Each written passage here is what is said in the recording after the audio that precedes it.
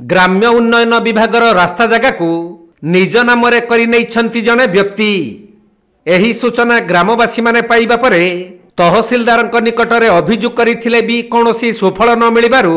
आज रास्ता अवरोध करिसंती। तहसीलदार को धरिकी पैसा पत्र दे सब करनी आइहंती आ किए से को व्यक्ति जण सालचरण स्वाई छोड़ आकु नहीं तहसील अभियोग करथिलु आज से घटना नहीं आम ये अवरोध कर रास्ता को आज्ञा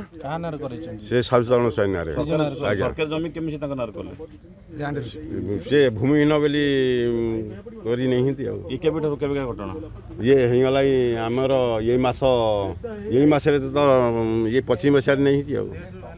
नेट आम बाहर ये देखलु लेटर जे सरकारी जमी सब तहसीलदार को आम भेटलु से कहले कौन सी तार ऊपर कोर्ट ऑर्डर करदेलु आज धारणा बसुँच कौन रखिए दाबी दाबी जे आमर जहाँटा था जो रोड आउ जो सरकारी खाता जमी था सी रहू आमती विधायक को पचार सी कहले कि आसना आम समस्त को चिठी करूँ से आसवे इनक्वारी करेंगे देखिए केमी कहीं से नाला कौन ग्राउंड नाला कौन कला ये विषय। तबे जगतसिंहपुर जिला नाउगाँ ब्लॉक शेखर पंचायत बोदलू मठकूल साही को संযোଗ करुवा ग्राम्य उन्नयन रास्ता को नलांग अंचल जड़े व्यक्ति चंचकता करी निज नाम एही कथा जना पड़िबा परे स्थानीय ग्रामवासी माने किछि दिन तले नाउगाँ तहसीलदार निकट में अभियोग करथिले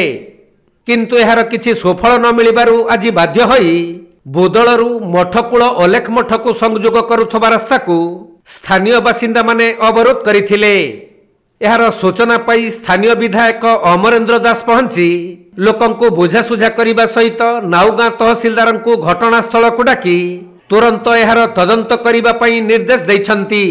बड़ लैंड स्कैम होती ये दुर्नीति की पर्दाफाश कर लिखित आकार सब डॉक्यूमेंट सहित मत देबे मु विभागीय मंत्री सहित आलोचना करी जिलापाल सहित आलोचना करी तहसीलदार को डाकिले आसिक ग्रामवासी सहित कथा हेबे से तहसीलदार सागर टेलीफोनिक मोर कथबार्ता सरला जे कमिशन ऑर्डर देछि कमिशन ग्राउंड रिपोर्ट न जानिक ऑर्डर केमती देले तेणु ग्राउंड रिपोर्ट दबारे किए भूल करिछि ये सबू तदंत सापेक्ष जो मैंने एथिरे संपृक्त थिबे से माने दंड पाइबे।